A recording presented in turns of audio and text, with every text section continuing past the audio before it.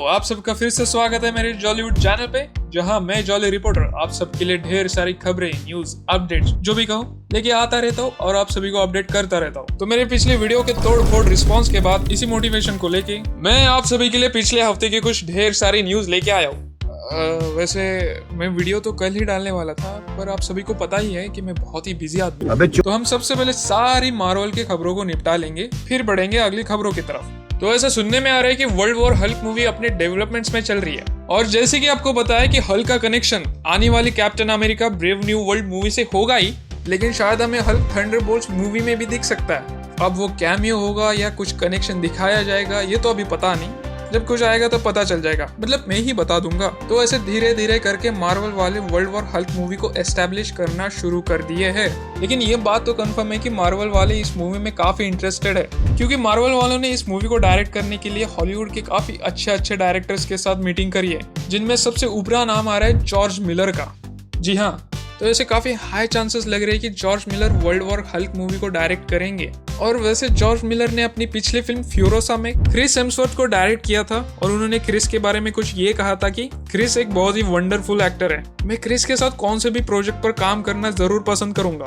तो ये बात सुन के किसी के मन में लड्डू फूटा और तुरंत क्रिस हेम्सवर्थ ने जॉर्ज मिलर और मार्वल वालों की मीटिंग बिठाई थॉर 5 मूवी के लिए। लेकिन अभी ये तो पता नहीं कि जॉर्ज मिलर कौन से मार्वल फिल्म को डायरेक्ट करेंगे, वर्ल्ड वॉर हल्क या थॉर 5। ज्यादा पगड़ा भारी तो वर्ल्ड वॉर हल्क का ही लग रहा है। फिलहाल अगली खबर captain America brave new world से ही आ रही है। तो ऐसे काफी टाइम से सुनने में आ रहा था कि सेथ रॉलिंस इस मूवी में दिखने वाले, लेकिन हाल ही में रिसेंटली सेथ रॉलिंस ने खुद ही ये कंफर्म करके बताया कि वो अब इस मूवी के फाइनल कट में नहीं है, मतलब इधर उधर का काट छाट के पूरा का पूरा उनका रोल ही काट दिया है। इसी के बीच मूवी के स्क्रिप्ट में काफी रीराइट, चेंजेस, रीशूट्स के कारण इवेंचुअली सेथ रॉलिंस अब इस मूवी में नहीं दिखेंगे। तो इसकी अगली खबर भी कैप्टन अमेरिका की तरफ से ही आ रही है। तो ऐसा अनुमान लगाया जा रहा है कि captain America brave new world अपने ओपनिंग वीकेंड में डोमेस्टिक बॉक्स ऑफिस पर 86 मिलियन to 95 मिलियन डॉलर्स की ओपनिंग ले सकती है। जैसे के साथ हमें मूवी का ऑफिशियल रन टाइम भी पता चल चुका है। तो captain America brave new world movie होने वाली है 1 घंटा और 58 मिनट्स की। और इसी के साथ ये भी सुनने में आ रहा है कि मार्वल वाले इस मूवी पर काफी खुश है। तो चलिए अगले खबर की तरफ बढ़ते। तो रिसेंटली रूसो ब्रदर्स ने ये रिवील करके बताया कि इनिशियली एवेंजर्स एंड गेम में वो पोर्टल वाला सीन था ही नहीं, मतलब स्क्रिप्ट में वो सीन कहीं एग्जिस्ट ही नहीं करता था, वो तो अचानक से रीशूट्स में चेंज करवा दिया गया। ओरिजिनल कॉन्सेप्ट कुछ ऐसी थी कि कैमरा स्टीव रॉजर्स के अराउंड घूमेगा और पीछे हमें सारे एवेंजर्स इकट्ठा होते हुए देखने को मिलेंगे। गॉड इज ग्रेट, अच्छा हुआ ये सीन रिप्लेस हो गया, नहीं तो ये आइकॉनिक पोर्टल वाला शॉट हमें कभी देखने को ही नहीं मिलता। खैर अगली खबर भी रूसो ब्रदर्स से ही आ रही है। तो रूसो ब्रदर्स ने एवेंजर्स 5 की स्क्रिप्ट स्क्रैच से लिखनी शुरू कर दी है, क्योंकि रूसो भाइयों ने मिलकर माइकल वॉल्ड्रन की एवेंजर्स 5 की ओरिजिनल स्क्रिप्ट ही स्क्रैप कर दी है, जिस स्क्रिप्ट को हम अब तक एवेंजर्स डूम्सडे के नाम से जानते थे। तो अब रूसो भाई मिलकर एवेंजर्स 5 की स्क्रिप्ट शुरू से लिखना शुरू करेंगे। और आपको क्या लगता है, मूवी डिले होगी? खैर बढ़ते हैं अगली खबर की तरफ। तो ऐसा सुनने में आ रहा है कि रिपोर्टेडली मार्वल वाले टचाला के कैरेक्टर को रिकास्ट करने के बारे में सोच रहे हैं, और ऐसा भी सुनने में आ रहा है कि रिकास्टेड टचाला का कैरेक्टर आने वाले एवेंजर्स मूवीज में अपीयर हो सकता है। एवेंजर्स की बातें चल ही रही है, तो डेडपूल और वुल्वरिन हमें फिर से एक साथ दिखेंगे एवेंजर्स डूम्सडे मूवी में, ये तो काफी ऑब्वियस बात थी। वुल्वरिन से याद आया, रिपोर्टेडली मार्वल वाले हल्क वर्सेस वुल्वरिन की मूवी बनाने के बारे में सोच रहे हैं। आई नो कि ये खबरें तभी से आ रही है जब से हमने डेडपूल एंड वुल्वरिन में हल्क वर्सेस वुल्वरिन के फाइट का एक छोटा टीज हमें देखने को मिला, और ऐसा लग भी रहा है कि मार्वल वाले इस मूवी को सीरियसली कंसीडर करना चाहते हैं। और ये भी सुनने में आ रहा है कि मार्वल वाले हल्क वर्सेस वुल्वरिन की फाइट को एवेंजर्स डूम्सडे में टीज कर सकते हैं। खैर तो अगली खबर की तरफ बढ़ते हैं। तो फरहान ताहिर, जिन्होंने आयरन मैन 1 में राजा का कैरेक्टर प्ले किया था, तो वो अब अपने राजा के कैरेक्टर में रिटर्न करेंगे आने वाले विजन क्वेस्ट सीरीज से, जिसमें विजन को किसी ने चूना लगा दिया। अगली खबर की तरफ बढ़ते हैं। तो रिपोर्टेडली डॉक्टर स्ट्रेंज 3 और शैंग-ची 2 इन दोनों मूवी की फिल्मिंग अगले साल यानी 2026 से शुरू हो जाएगी। तो अगली अपडेट ये है कि डेयरडेविल बॉर्न अगेन का ट्रेलर ड्रॉप हो चुका है, और ये दिखने में काफी फायर लग रहा था।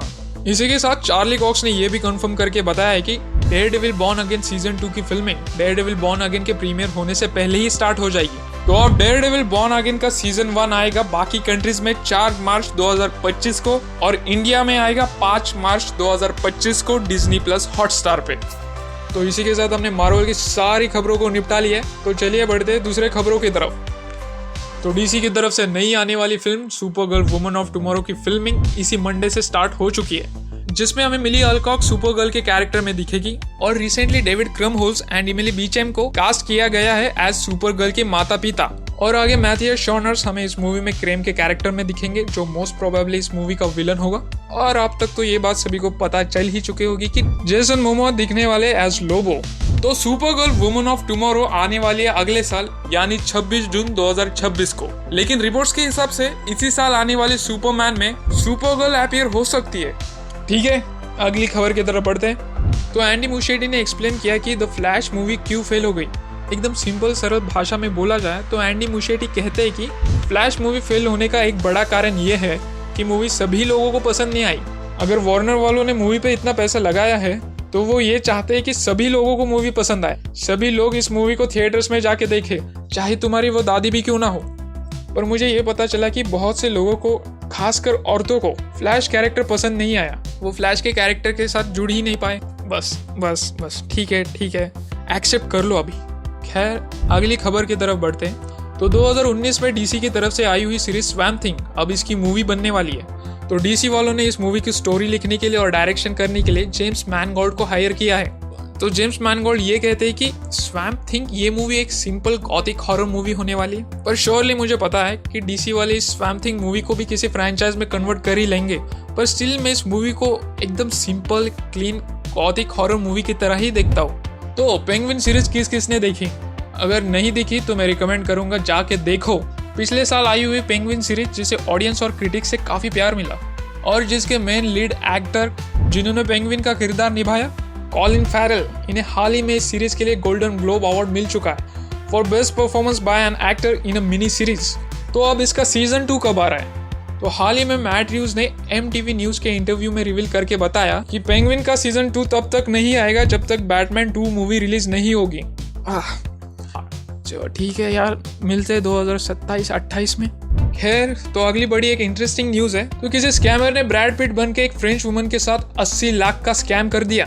तो स्कैमर ने सबसे पहले उस औरत को इंस्टाग्राम पे DM किया और उसे अपने AI जनरेटेड वीडियोस और एडिटेड इमेजेस भेज के यकीन करवाया कि मेरा यकीन कर, मैं ही ब्रैड पिट हूँ। बात तो इस हद तक गई कि उस औरत ने अपने हस्बैंड के साथ डाइवोर्स ले लिया। स्कैमर ने उस औरत को यह भी बोल के यकीन करवाया कि तुम्हें तो पता ही है, मेरा और एंजेलिना जोली का डाइवोर्स हो चुका है और मेरे सारे बैंक अकाउंट्स को भी लॉक करवाया गया है। और मैं तुम्हें ये बताना चाहता हूँ कि मुझे किडनी स्टोन हुआ है और मुझे मेरे किडनी का ऑपरेशन करने के लिए मेरे पास पैसे नहीं है। हाय रे मेरी किडनी। और उस औरत को सच्चाई का पता तब चला कि जब उसने किसी टीवी न्यूज चैनल पे देखा कि ब्रैड पिट एकदम फिट अपने गर्लफ्रेंड के साथ खुश है। और फिर उस औरत को रियलाइज हुआ कि वी मस्ट अप। वैसे उस फ्रेंच वुमन का हस्बैंड अभी काफी खुश होगा।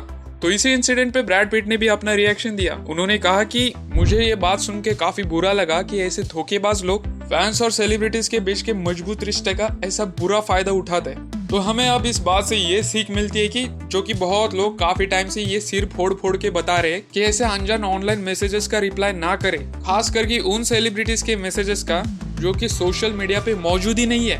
खैर, आगे बढ़ते हैं। तो अगली खबर आ रही है नेटफ्लिक्स और ग्रेटा गर्विग की तरफ से। तो ग्रेटा गर्विग नेटफ्लिक्स के लिए एक मूवी बना रही थी जिसका नाम है क्रॉनिकल्स ऑफ नरीना। तो नेटफ्लिक्स और ग्रेटा गर्विग के बीच एक डील फिक्स हो गई है, जो कि नेटफ्लिक्स के हिस्ट्री में शायद ये पहली बार हो रहा है। तो डील कुछ ये है कि ग्रेटा गर्विग की द क्रॉनिकल्स ऑफ नरीना सबसे पहले थिएटर्स में रिलीज होगी 1000 IMAX स्क्रीन्स के साथ 3 से 4 हफ्तों के लिए, और फिर जाके नेटफ्लिक्स पर क्रिसमस के दिन रिलीज हो जाएगी। तो जेम्स कैमरॉन ने ये ऑफिशियली बता दिया कि उनकी आने वाली नई फिल्म अवतार फायर एंड ऐश ये मूवी 3 घंटे की होने वाली है, जिसमें हमें फायर क्लैन एज विलन्स दिखने वाले, और अब हमें इस मूवी में एक नई ट्राइब दिखने को मिलेगी जिनका नाम होगा विंड ट्रेडर्स, जो कि हमेशा हवा में रहते हैं। डाउन टू अर्थ रहना सीखो, डाउन टू अर्थ। तो अगली खबर काफी अनफॉर्चुनेट है। हॉलीवुड के one of the biggest film maker David lynch has passed away. उन्होंने अपने करियर में काफी आइकॉनिक फिल्म्स दी है, जैसे कि 1982 में आई हुई ड्यून मूवी इन्होंने ही डायरेक्ट की थी। अभी मैं इतना ही कह सकता हूँ कि rest in peace David lynch, भगवान इनकी आत्मा को शांति दे। तो अगली अनफॉर्चुनेट न्यूज आ रही है, मतलब हमारे लिए तो नहीं, तो इंडिया के बाद अब टिकटॉक यूएस में भी बैन हो चुका है और उस साइट के काफी क्रिएटर्स को लोन लेने की जरूरत पड़। तो इसी के साथ आज के सारे न्यूज, खबरें, अपडेट्स हो चुके हैं समाप्त। और मुझे मेरे पिछले वीडियो की तरह इस वीडियो पर भी तोड़फोड़ रिस्पॉन्स चाहिए। और मैं चाहते वक्त सिर्फ इतना ही बोलूंगा कि सब्सक्राइब।